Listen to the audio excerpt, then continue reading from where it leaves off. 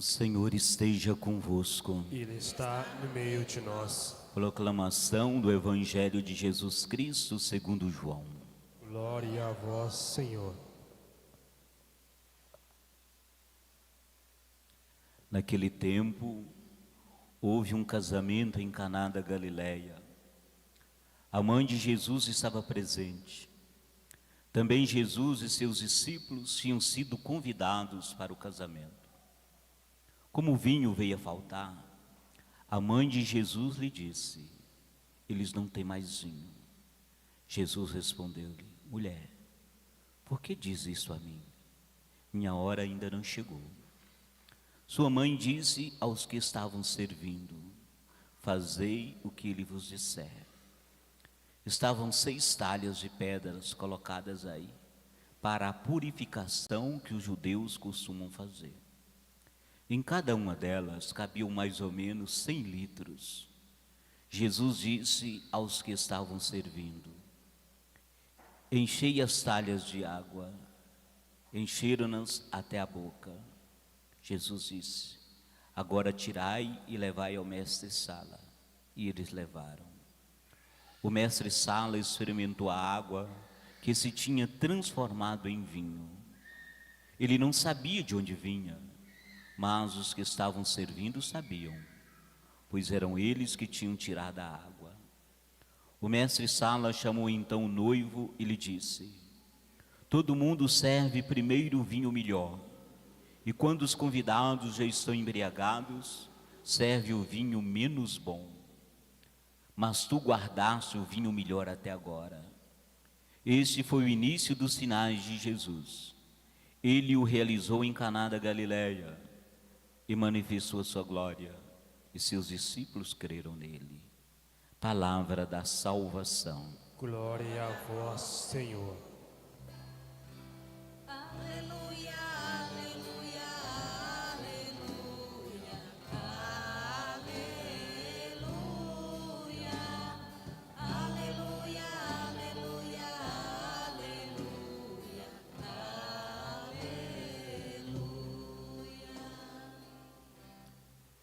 Meus irmãos e irmãs, a imagem da liturgia de hoje é o casamento.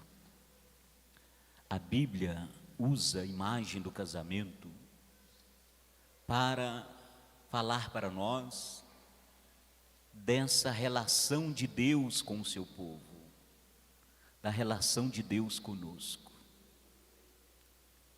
O casamento é uma relação de amor. E Deus tinha feito uma aliança com o seu povo, uma aliança através de Moisés lá no Sinai. E a aliança era: eu serei o Deus de vocês e vocês serão meu povo. Foi uma aliança. Inclusive o próprio matrimônio, ele tem o símbolo da aliança. Aliança é compromisso, é fidelidade. Então Deus fez uma aliança com o seu povo. Eu serei o Deus de vocês e vocês serão meu povo. Só que, com o passar do tempo, o povo se tornou infiel. É isso que a primeira leitura de hoje do profeta Isaías nos diz. Jerusalém, a esposa do Senhor, abandonou o seu marido. Ela correu atrás de outros deuses. O povo se tornou infiel. E a decisão errada, a infidelidade do povo resultou em quê? Na invasão a Jerusalém. O templo foi destruído. Destruiu-se o templo, onde se entendia que ali que Deus morava. Então o templo foi destruído, Deus distanciou do seu povo. Os habitantes de Jerusalém foram levados, presos, escravos para o cativeiro da Babilônia. E a cidade ficou totalmente abandonada, deserta, desolada. E aí o povo volta, depois de muitos anos do exílio. E aí a cidade está abandonada, destruída. A história de amor de Deus para com seu povo, para conosco, terminou então? Acabou? Não, não acabou. O profeta Isaías anuncia que Deus vai desposar novamente o seu povo. O amor de Deus será capaz de reconstruir Jerusalém, transformando ela numa noiva encantadora. Iluminada pelo amor, essa cidade esposa de Deus vai se encher de orgulho e alegria o coração do seu marido. O texto diz assim: não mais te chamarão abandonada, não vão chamar de deserta, mas o teu nome será a minha predileta, a minha querida. Jerusalém, a noiva de Deus, bela e amada por Ele, será coroada de esplendor. Ela vai deixar de ser vista como uma mulher abandonada, triste, desolada, mas ela se tornará uma noiva cheia de encantos e, portanto, será chamada por Deus de minha querida, e tu serás a alegria de teu Deus. Esse é o grande milagre do amor de Deus, que renova, que transforma e nos possibilita uma vida nova. Deus não desiste de nós. Deus não desiste de nós. Para Deus, nós nunca seremos um caso perdido, nunca. Porque o amor verdadeiro nunca dá por perdida a pessoa amada. Quando você ama, o seu amor, mesmo diante de eternas situações, o outro nunca vai ser perdido, porque ele pode ser restaurado pelo amor. E é isso que Deus faz conosco. Esse é o grande milagre de Deus. Nós muitas vezes nos sentimos pecadores, malditos. Tem gente que acha que nós somos malditos, indignos, por causa das nossas escolhas erradas. Não. Hoje nós somos convidados a contemplar um amor inquebrável que Deus tem por nós, e a viver iluminados por esse amor. A nossa relação com Deus, às vezes nós somos infiéis. Deus nunca nos abandona, nós que distanciamos dele. Mas mesmo que nós distanciamos dele, o amor dele por nós não acaba. E é esse amor que nos restaura e nos transforma, como vimos nessa leitura. O texto do Evangelho de hoje, o texto do Evangelho de João, fala também de uma festa de casamento. O texto do Evangelho diz que, no final do Evangelho, foi aí que Jesus realizou o seu primeiro sinal. João não fala que Jesus fez milagres, ele usa outro nome para milagre, ele usa o nome sinal. Em todo o Evangelho de João nós vamos encontrar 7 sinais, 7 milagres que João chama de sinais. E cada milagre, cada sinal, ele traz uma ideia, uma mensagem. O próprio nome, por isso que João usa o nome sinal. Quando nós estamos na rua, dirigindo, tem o sinal. Se fica verde, a gente entende que a gente pode ir. Se fica amarelo, a gente tem que esperar um pouco. Atenção. Se fica vermelho, a gente para. Então você olha o sinal e tem que interpretar. Ele não está lá falando para você. O sinal, ele representa alguma coisa. Então, esse primeiro sinal, esse primeiro milagre que Jesus fez em Caná da Galileia, qual que é a mensagem? O que esse sinal quer nos dizer? Então João nos diz que houve uma festa de casamento em Caná da Galileia. E Jesus e seus discípulos foram convidados. Mas também Maria, a mãe de Jesus, foi convidada por esse casamento. É interessante que não aparece a noiva. Fala do noivo, mas manda a noiva. Porque João quer usar essa festa de casamento para mostrar também da nossa relação com Deus. Como que está a nossa relação com Deus? De Deus conosco. Então aqui Jesus é o noivo. Ele já está no mundo para celebrar o casamento de Deus com a humanidade. Por quê? Porque a história da relação entre Deus e seu povo se tornou um tempo conturbado, uma relação conturbada. Porque de repente Maria, como mãe, como toda mãe, ela percebe, não tem mais vinho, o vinho acabou. E uma festa sem vinho estava condenada ao fracasso. Faltou vinho, o povo, a esposa, já não mais amava a Deus. Deus, o marido, não tinha mais alegria com sua esposa. Como num casamento, aquela relação estava desgastada. Como todo casamento. Às vezes a relação fica desgastada.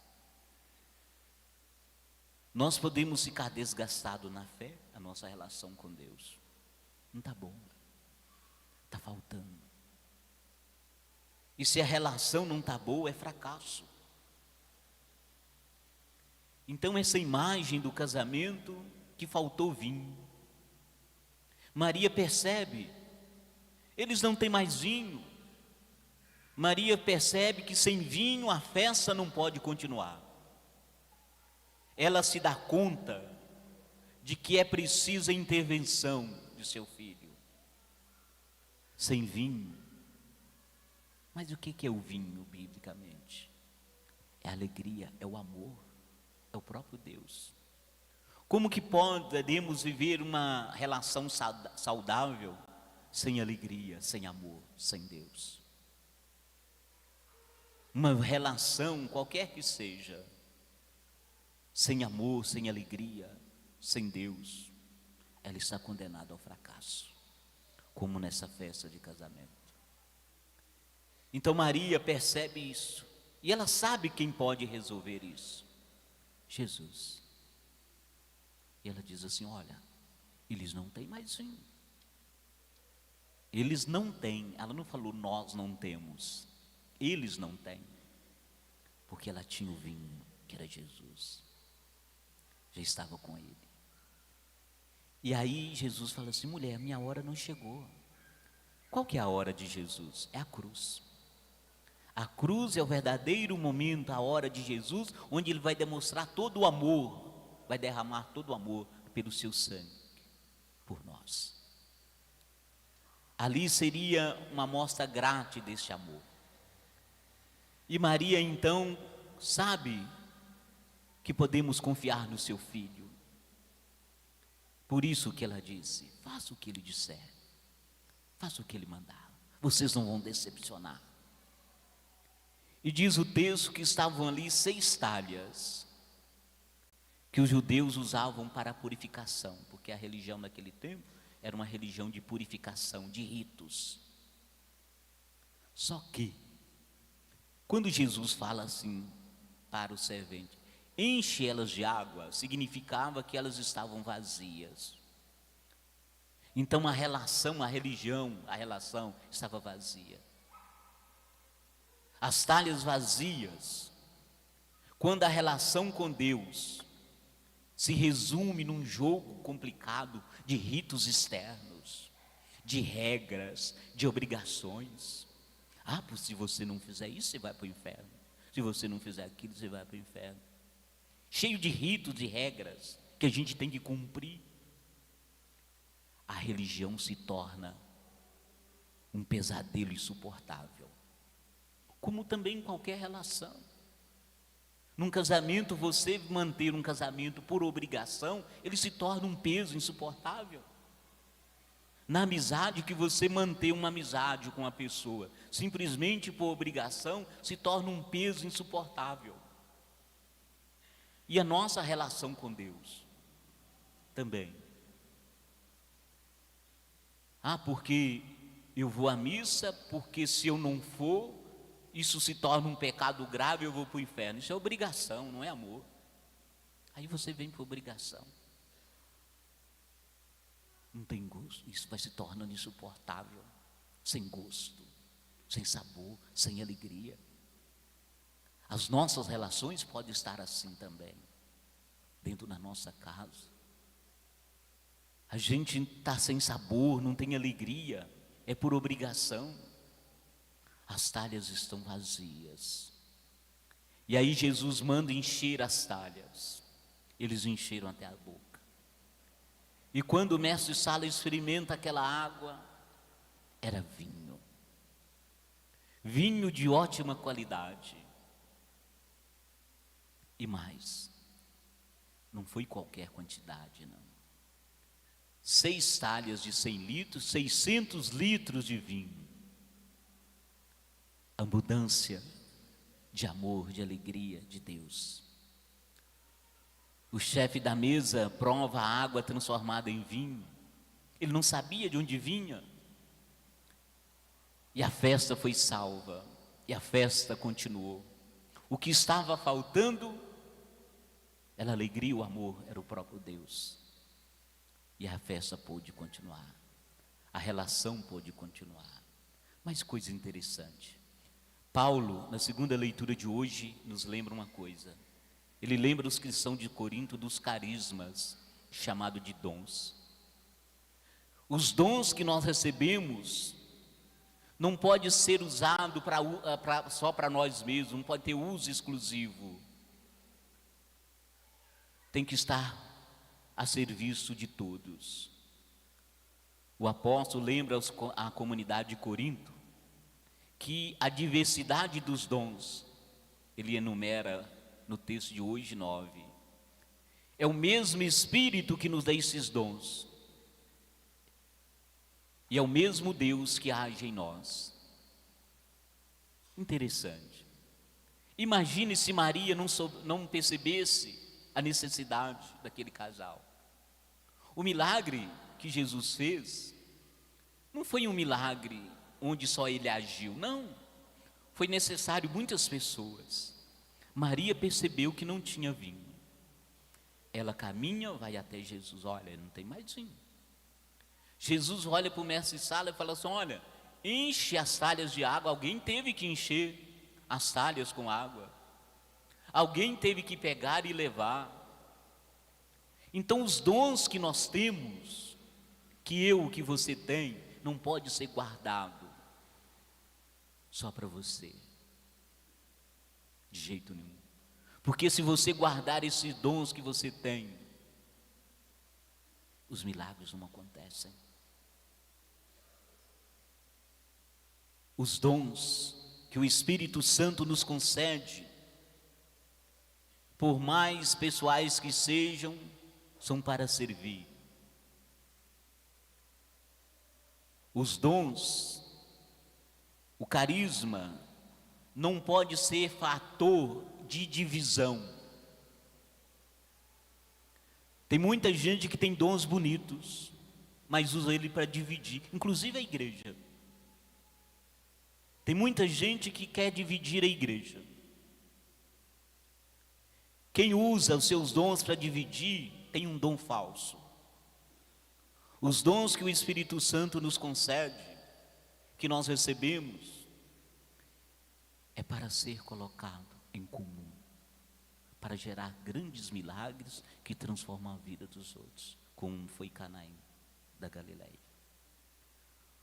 O chefe da mesa provou a água transformada em vinho. Todos beberam vinho, mas não sabiam de onde vinha. Os convidados beberam vinho. Sabe que eles beberam? O vinho é o símbolo do amor, da alegria do próprio Deus. Eles beberam o milagre. Este é o grande convite da liturgia de hoje: provar milagres. Os milagres estão bem perto de nós, gota por gota. Era só um copo de vinho, mas neste vinho estava o milagre. Portanto, Jesus deve ser o grande milagre da nossa vida, para mudar as nossas relações. O vinho novo não pode faltar para que a nossa vida seja festa, para que as nossas relações, seja com Deus, uns com os outros, também sejam de alegria, não de peso. As bodas de Caná, o amor foi substituído para as talhas vazias. Este é o vinho que Jesus veio trazer para nós, o vinho do amor de Deus, que produz alegria e nos leva a uma festa constante de encontro com Deus e uns com os outros. Pensamos nessa liturgia que esse vinho novo não venha faltar nas nossas relações, nas nossas famílias, na nossa relação com Deus, para que elas sejam de alegria, porque Deus quer renovar em cada um de nós esse amor. Aquilo que eu dizia da primeira leitura, Deus não desiste de nós, o seu amor é infinito, e é esse amor que nos transforma, esse amor que nos realiza. Professemos a nossa fé. Creio em Deus Pai Todo-Poderoso, Criador do